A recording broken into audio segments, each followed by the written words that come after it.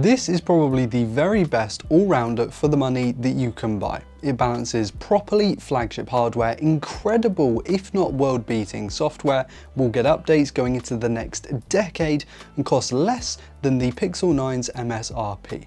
It's actually kind of insane, and it seems to be this case every single year. So let's talk about this brilliant deal right now. Hey guys, I'm Ryan Thomas, and I'll be fully upfront with you from the get-go. This is not my favorite smartphone by any stretch. It's not even close. But it's also impossible for me to really argue that this is anything other than a phenomenal deal. It's the Galaxy S24 Ultra, and here's why that is. Also guys, we're really trying to hit 500,000 subscribers, so if you wouldn't mind hitting the like and subscribe button, that would help us out. Thank you. I've spoken about the S23 Ultra before, and that still is an insane deal, but there are a few things that make this model a step up for the right person looking for the right features. So I've seen these for around $600 used, but around $700 for certified refurbished models, and that makes it around half the cost of its original MSRP. And not only are you getting unique features with this thing, like Bluetooth enabled S Pen, which is just not in the new model, Samsung DeX, and of course One UI, which I believe is still the best version probably of Android that you can get right now. You're also getting Android updates into 2031, which is significantly longer than what you'd get with the S23 Ultra, and you get that fantastic anti-glare coating up front that Samsung employs on its flat front display. It's also in the S25 Ultra, and a design that, whilst incredibly boring, is also kind of tame and timeless. Like, no one is getting offended by this thing. All the performance specs are up there with the Snapdragon 8 Gen 3 in all regions, 12 gigs of RAM, 256 gigs of UFS 4.0 storage at the start, and you can go all the way up to a terabyte if you want to. I know the Snapdragon 8 Elite is a considerable step up from this, but that doesn't make the 8 Gen 3 a bad chip. It is a phenomenal processor, and if you include the efficiency and thermals, it's pretty good as well. It's not just the performance of this thing. Playing games, watching content, taking pictures, whatever you're doing on the S24 Ultra, it feels rapid and is objectively a very fast device. I really cannot see this thing slowing down majorly in the next 2 to 3 years, given previous Galaxy Ultras. And though it might not be the very perfect, the very pinnacle of gaming phones, it doesn't have air triggers or a ginormous battery or a headphone port, it does perform extremely well. And you've got to remember that not that long ago, this was one of the best phones you could buy. We're finally on Android 15 here on One UI 7.0 after a very rocky update rollout that saw some phones being bricks when people tried to update them. That is no longer a problem and has since been fixed with the current One UI 7 update. Not only is this software great to use, it looks fantastic, it's packed with AI features if you're into those, although I'd call half of them gimmicks, but there you go.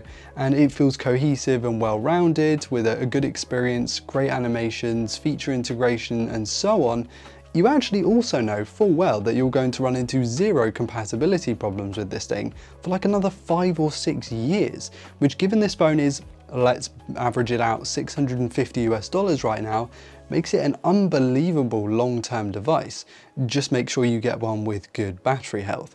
Because it's a 5,000 mAh battery, so a decent size but not a huge one by any means, though my unit, which has been passed around a lot of my colleagues and team here, still gets me 2 days just about if I really try, with a day and a half being far more common and easily able to get me through a full day with my watch permanently connected.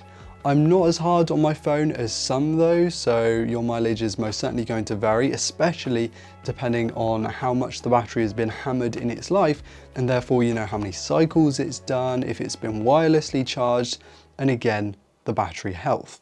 Perhaps you already own one of these and you're thinking about upgrading. If you're hell-bent on that decision, there's no way I'm going to be able to change your mind. But coming from someone who has had its successor, along with the latest Pixels, OnePlus, Oppo's Honors, Xiaomi 15 series, the S24 Ultra does not feel a noticeable step down from those. When you actually use it, the user experience, not looking at specs and benchmarks on paper. For most people, and I really do mean most, including enthusiasts, the S24 Ultra is and will continue to be a very high-end phone for a good while yet. And it's something you feel. The insane display with the crazy brightness, the sharpness, the wonderful OLED tuning that make it feel dynamic. Of course, it's 120Hz like you'd expect, so it does feel quick and responsive. Though I'm not a massive fan of the ergonomics here, it is very sharp. They are at least a little bit nicer to hold for me than the S25 Ultra. The S Pen is a game changer for some people, and for others it will be a feature that you never ever look at. The phone feels hefty, it feels dense, it feels high quality. The bezels are thin, the ultrasonic in-display fingerprint reader is exceptional. I am slowly warming to this colour as well. It kind of looks classy and well judged. It's a very luxurious package. I've taken a fair few photos also with the S24 Ultra since I first took it out of the box, and the camera still seems to impress me even when I don't expect it to. It doesn't have remotely the best hardware in terms of sensors and lenses, and yet it always reliably captures good photos and videos. There's quite a lot of sharpness when you punch into some of these photos, but if you just have a look at a glance, you know, on social media, that kind of thing, there really is quite a lot to like about what the S24 Ultra captures. The long range 5x does feel a little bit long in the tooth with a tiny sensor underneath there, similar to the one in the Pixel 9 Pro, with many models now opting for a much larger sensor at around a 3x, and maybe we'll see that with the next Samsungs, who knows. I'm hoping we see a more substantial zoom camera on the S26 series, but given that this is the same telephoto performance really as last year, I'm not going to be holding out too much hope. But it is similar enough to the S25 Ultra that you really just do not feel like there's a major downgrade going to the S24 Ultra. And Samsung's video continues to impress with superb stabilization, as I've said before, but now also Samsung has ported over the Pro video tools from the S25 Ultra to the S24 Ultra, so you get log recording, video assist, and the ability to change codecs. It's all here. And that is fantastic to see, perhaps indicative of good potential future updates. It's not all perfect though. The cameras aren't on the level of the competing OnePlus if you ask me, even from the same era. The charging speeds are also a little weak compared to basically anything coming out of China. And that One UI update was a bit of a wait and then a bit of calamity once we got it. You know what, this phone is also huge. That's probably my biggest gripe. Obviously an Ultra is going to be a big phone, but this is a hefty boy. For me, this $650 beast is the best smartphone that you can buy in terms of raw value for money. The hardware, the software, the unique features, the fact it's not an old phone yet, but it's dropped so much in price. And though my thoughts on the S23 Ultra remain that it's still the better deal if you ask me, there are genuine reasons to go for this if you want something just that little bit more. Guys, let me know what you think of the S24 Ultra, and if you're looking to pick one up now that they've halved in price. I said once that this was a little bit boring, and sure, at $1,300 it was a bit boring, but at $650, my word, this is a good deal. Are you a One UI fan? Do you like the new updates to this, or are you not a Samsung fan at all?